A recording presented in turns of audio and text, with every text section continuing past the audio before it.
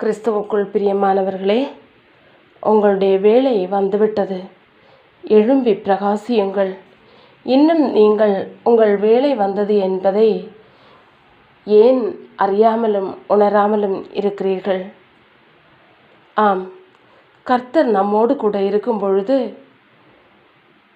நாம் எதற்கும் பயப்பட தேவையில்லை. எதை குறித்தும் கலங்க தேவையில்லை. ஏனென்றால் நாம் கர்த்தரையே முழு மனதாக கொண்டு அவரையே நம்பியிருக்கும் பொழுது கர்த்தர் நம்மோடு கூட இருப்பார் அல்லவா? நம்மை காண்கிறவர்கள் நம்மில் கர்த்தரை கண்டு கொள்வார்கள் அல்லவா? அப்படி இருக்கும் பொழுது நாம் ஏன் கலங்க வேண்டும்?